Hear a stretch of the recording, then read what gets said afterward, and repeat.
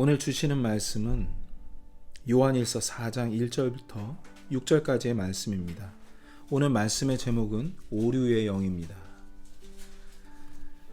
좀 길기 때문에 제가 4장 1절부터 6절까지의 말씀 받들어 읽도록 하겠습니다. 사랑하는 자들아, 영을 다 믿지 말고 오직 그 영들이 하나님께 속하였는지 그것들을 시험하라. 이는 많은 거짓 대언자들이 나와서 세상에 들어왔기 때문이라. 이로써 너희가 하나님의 영을 알라. 곧 예수 그리스도께서 육체 안에 오신 것을 시인하는 영마다 하나님께 속하였으며 예수 그리스도께서 육체 안에 오신 것을 시인하지 아니하는 영마다 하나님께 속하지 아니하였나니 이것이 적그리스도의 영이니라. 그것에 관하여는 그것이 오리라는 말을 너희가 들었거니와 그것이 지금 이미 세상에 있느니라. 어린 자녀들아, 너희는 하나님께 속하였고 또 그들을 이기었나니 이는 너희 안에 계신 분이 세상에 있는 그보다 더 크시기 때문이라. 그들은 세상에 속하였으므로 그들이 세상에 대한 말을 하면 세상이 그들의 말을 듣느니라. 우리는 하나님께 속하였은즉 하나님을 아는 자는 우리의 말을 듣고 하나님께 속하지 아니한 자는 우리의 말을 듣지 아니하나니 이로써 우리가 진리의 영과 오류의 영을 아느니라. 오늘 이 말씀을 택한 이유는 현재 이 세상이 너무나 혼란스럽기 때문입니다. 마치 세상이 하나의 획일화된 국가처럼 코로나 바이러스로 인해 좌지우지되고 있습니다. 이미 통제사회로 바뀌어버렸죠. 믿음을 지키기 어려운 시기가 되어버렸습니다.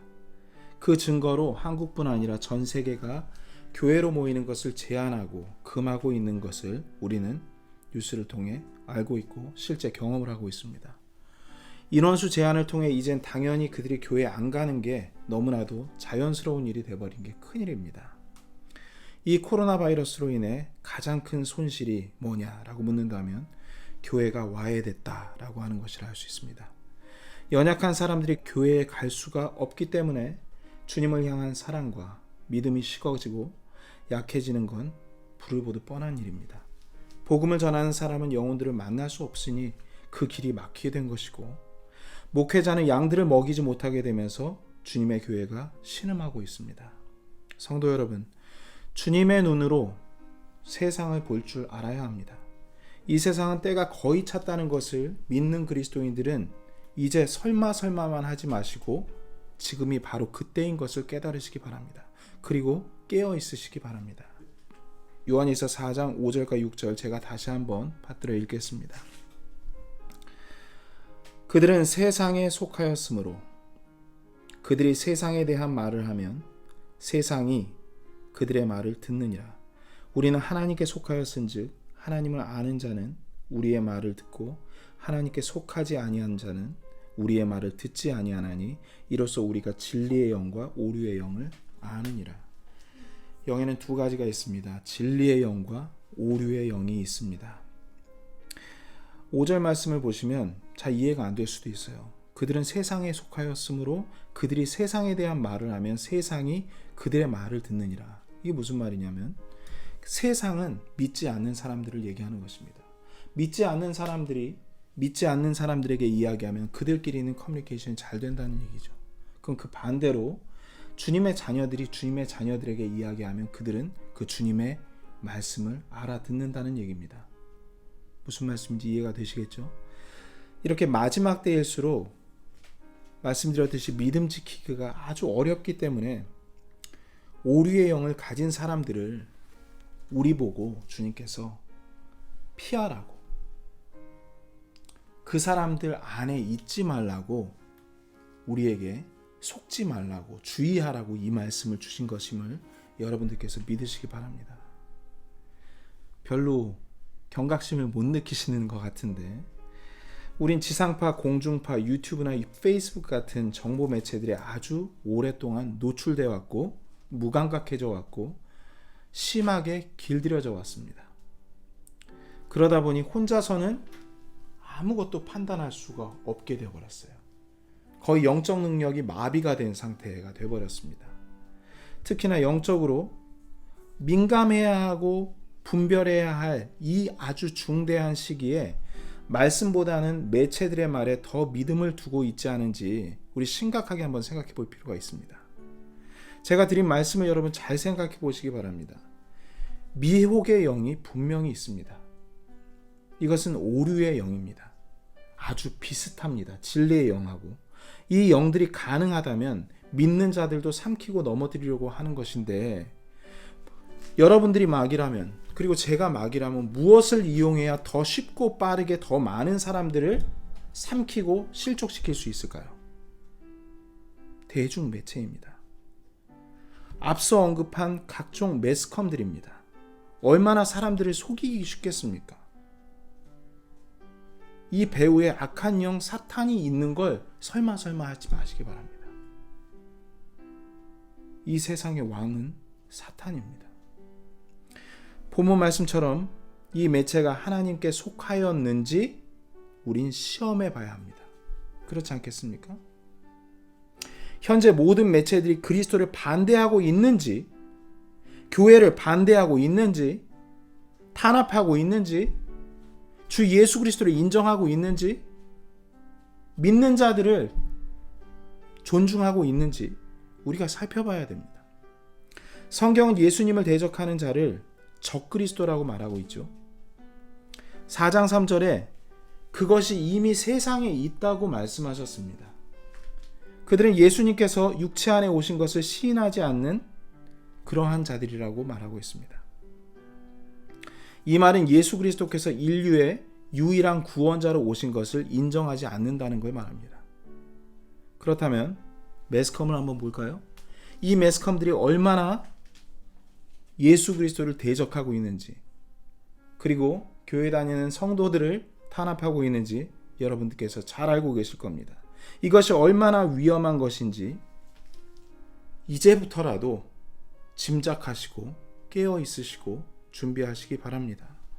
사탄은 창세기부터 아담과 이브를 속일 때처럼 인간의 눈과 귀를 통해 유혹했습니다. 대중매체가 우리의 기관들 중 무엇을 가장 잘 이용하죠? 눈과 귀 아니겠습니까? 아무리 신앙적으로 깨어 있다고 하더라도 하루 종일 TV를 한번 봐보세요. 주님에게서 마음이 떠납니다. 눈으로 먹는 것과 같습니다. 입으로만 먹는 줄만 아는데 눈으로 먹으면 그것이 위를 채우는 것이 아니라 우리의 마음을 가득 채우게 되어 있습니다. 세상의 허탄한 것들을 사랑하게 되죠. 귀로 듣게 되면은 없었던 욕심나는 것들, 또 인간의 욕망 같은 것들이 귀를 통해 가지고 들어와서 우리의 마음을 더럽힙니다. 그렇지 않습니까? 사탄이 이용하는 감각기관이 뭐라고요? 우리의 눈과 귀라는 것을 여러분들께서 잊지 마시고 지금도 우리의 눈과 귀를 통해 이 대중매체를 통해 유혹하고 있다는 것을 아시기 바랍니다. 먹음직스러운 선악과를 보여주면서 또 하나님처럼 될 수 있다는 사탕 발린 말들로 인간을 타락시키지 않았습니까? 지금도 눈에 보이는 매체들의 그럴싸한 자료들과 꾸며낸 증거들로 수많은 억울한 사람들을 죽음으로 얼마나 많이 내몰았습니까? 선동하고 또 그 선동의 중심이 됐습니다. 그렇게 사탄의 선전도구로, 세뇌도구로 매체들이 그 역할을 아주 충실히 해오지 않았습니까? 사탄의 하수인 역할을 제대로 해왔던 거죠. 그 대표적인 예가 세계대전을 통해서 우리가 볼 수 있어요. 나치즘, 또 이탈리아의 파시즘 같은 것들이 국민들을 선동해서 세계대전을 일으키는 것이 마땅하다고 그들을 훈련시키고 그들을 이끌었습니다. 이러한 일들이 정당화돼 버리면서 인류의 비극이 계속 이어지고 있습니다. 사실은 여러분들께서 다 아시는 얘기예요. 심리전을 쓴다는 것을. 그 심리전에서 가장 중대한 역할을 맡고 있는 게 TV나 인터넷이 되고 있습니다. 지금은 공산주의 선전선동 방식으로 사람들을 세뇌시키고 있지 않습니까? 공산주의라고는 얘기 안 하지만 사회주의라고 하면서 많은 것들이 지금 자유민주주의를 깊숙하게 파먹고 있습니다. 요즘 많은 그리스도인들은 깊은 잠을 자고 있는 것 같습니다. 식물인간 상태인 것 같아요. 산소 호흡기만 되고 있는 것 같아요. 깨워도 일어나지 않으려 합니다. 꼬집어도 일어나려 하지 않습니다. 그냥 어떠한 일에 아주 깊숙하게 빠져서 헤어나오지 못합니다. 한 걸음만 뒤로 물러서면 우리 주님과 함께 지금 일어나고 있는 일상들을 믿음의 눈으로 볼 수 있을 텐데 그럴 리가 없다라고 자기가 제일 똑똑한 것처럼 그렇게 그 일에서 오히려 그리스도인으로서 목소리를 더 내고 있는 모습들을 보면 안타깝기 그지없습니다. 이런 얘기를 하죠. 성경은 좀 옛날 책이니까 그럴 리가 없다고, 아직은 그때가 안 이르렀다고, 그런 일이 내 시대에 닥칠 리가 없다고 생각하면서 온갖 재미로 가득 찬 넷플릭스나 여러 가지 유흥거리들로 시간을 보냅니다. 컴퓨터 게임 등에 빠지죠. 눈으로 귀로 다 접하지 않습니까? 그리스도인으로서의 감각을 잃어버린 것으로 보입니다. 기능을 발휘하지 못하니까요. 이 감각은 말씀을 볼 때 그리고 말씀을 들을 때 살아나게 되어 있습니다. 그래서 믿음은 들음에서 나고 들음은 하나님의 말씀으로부터 나온다고 하지 않습니까? 믿음은 들음에서 납니다. 믿음은 하나님의 말씀을 봄으로부터 나는 것처럼 우리가 말씀으로 보고 들어야 되는데 엉뚱한 것들로 채우기 있기 때문에 이렇게 영적 기능이 상실된 것처럼 보이는 것입니다. 이 말씀을 접하는 절대 시간이 세상 매체에 열어놓은 시간에 비해 우리에겐 너무나 부족하지 않습니까? 그러니까 무차별적인 사탄의 허위 정보와 선동 등에 놀아나고 있는 것입니다. 문제에서 벗어나 주님과 함께 문제 밖에서 세상이 돌아가는 것을 말씀을 통해 확인해야 합니다. 주님의 때가 이른 것으로 기뻐하고 하늘을 더욱 소망해야 할 때가 바로 지금 아니겠습니까? 그런데 세상 사람들과 똑같이 불안해하고 휘말리고 있으니 이게 어떻게 된 일입니까? 요한일서 4장 5절 6절 다시 한번 읽겠습니다. 그들은 세상에 속하였으므로 그들이 세상에 대한 말을 하면 세상이 그들의 말을 듣느니라. 우리는 하나님께 속하였은즉 하나님을 아는 자는 우리의 말을 듣고 하나님께 속하지 아니한 자는 우리의 말을 듣지 아니하나니 이로써 우리가 진리의 영과 오류의 영을 아느니라. 여러분은 지금 누구에게 속해 있습니까? 세상의 신인 마귀에게 속해 있습니까? 아니면 하나님께 속한 자입니까? 하나님께 속해놓고 말씀은 뒤로 한 채 세상 매체들의 보도에 촉각을 곤두세워 걱정스러운 삶을 계속 사실 겁니까? 언제까지 뜬 눈으로 밤을 지새우면서 자식 걱정, 미래 걱정, 온갖 걱정들로 여러분 마음을 가득 채우실 겁니까? 누가 이렇게 말하더라고요. 그런 방송 매체의 보도는 일절 믿지 말라는 거냐? 극단적으로 말하지 말라는 것이죠.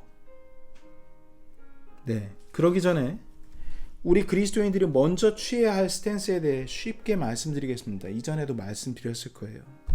중요한 일과 급하게 돌아가는 일들 중 어떤 것을 우리가 먼저 해야 할까요? 의견이 분분하겠지만 급한 일이 아니라 중요한 일을 먼저 해야 됩니다. 그렇다면 그리스도인에게 가장 중요한 일이 무엇이겠습니까? 지혜와 명철을 얻는 것입니다. 지혜와 명철을 어떻게 얻습니까? 말씀을 통해 얻습니다. 말씀을 보고 들을 때 지혜와 명철을 얻을 수 있는 것입니다. 이것보다 중요한 일이 있나요? 없습니다. 성경은 너무 오래전에 기록돼서 이 첨단 시대에 맞지 않는다고요? 잠언 1장 4절, 5절, 6절은 다르게 말하고 있습니다. 제가 읽겠습니다. 잠언 1장 4절, 5절, 6절을 제가 정리해서 말씀드릴게요. 이것이 단순한 자에게 민감함을 주고, 하나님의 말씀이 단순한 자에게 민감함을 주고 젊은 자에게 지식과 분별을 준다고 말씀하셨습니다. 세상 돌아가는 상황과 그 이치를 정확하게 파악하게 되고 분별하게 되는 능력이 이 말씀 안에 있다고 말씀하신 겁니다. 또 지혜로운 자는 더 지혜롭게 되고 명철한 자는 더욱 말씀을 깨달아 명철하게 되는 것이 주님의 말씀입니다. 그런데 왜 주님의 말씀을 어디 오래된 장식장 안에 있는 골동품처럼 모시고만 있겠습니까? 성도 여러분, 우리가 지금 깨어나야 합니다. 주의 말씀으로 하루를 시작해야 됩니다. 성경은 주님 오시기 직전이 가장 어둠이 깊은 밤이라고 묘사하고 있습니다. 모두가 잠들어 있는 이 시기에 깨어있는 그리스도인들 주님께서 얼마나 찾고 계시겠습니까? 우리가 먼저 주님의 명령에 반응해야 하지 않겠습니까? 요한복음 10장 27절에 이렇게 말씀하십니다. 내 양들은 내 음성을 들으며 나는 그들을 알고 그들은 나를 따르니라. 여러분, 주님의 말씀을 보고 듣고 따라야 할 때가 지금이라고 성경은 말하고 있습니다. 분명 현 상황들은 세상이 끝에 온 것이 너무나 확실한 증거들이 많이 드러나 있습니다. 많은 전쟁과 역병과 민족과 민족이 왕국이 왕국을 대적하고 기근과 지진과 이러한 루머, 소문들이 끊이지 않고 있습니다. 핵전쟁의 위험도 마찬가지겠죠. 그러나 우리는 염려하지 않아도 된다고 성경은 말하고 있습니다. 우리 주님께서 어떤 환난도 우리 엄습하게 못하게 지키시겠다고 하셨습니다. 요한복음 10장 28절 말씀에 이렇게 말씀하십니다. 내가 그들에게 영원한 생명을 주노니 그들이 결코 멸망하지 않을 것이요 또 아무도 내 손에서 그들을 빼앗지 못하리라 하셨습니다. 본문 요한일서 4장 4절에는요 더 확실한 말씀을 주셨습니다. 어린 자녀들아, 너희는 하나님께 속하였고 또 그들을 이기었나니 이는 너희 안에 계신 분이 세상에 있는 그보다 더 크시기 때문이라. 여러분, 그렇게 우리는 분별된 자입니다. 세상이 감당할 수 없는 아주 대단한 하나님의 자녀입니다. 이제 말씀을 맺겠습니다. 성도 여러분, 우리가 어디에 속했는지 확실히 알 필요가 있습니다. 확실히 아시기 바랍니다.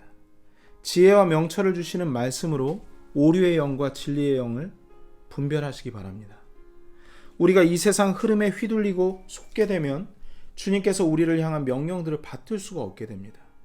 지금 이 혼란한 시기에 주님께서 우리에게 부탁하신 일이 무엇일까요? 이제부터가 중요합니다. 부탁하신 일이 무엇일까요? 요한일서 4장 7절 그 뒤로 나옵니다. 제가 읽겠습니다. 4장 7절부터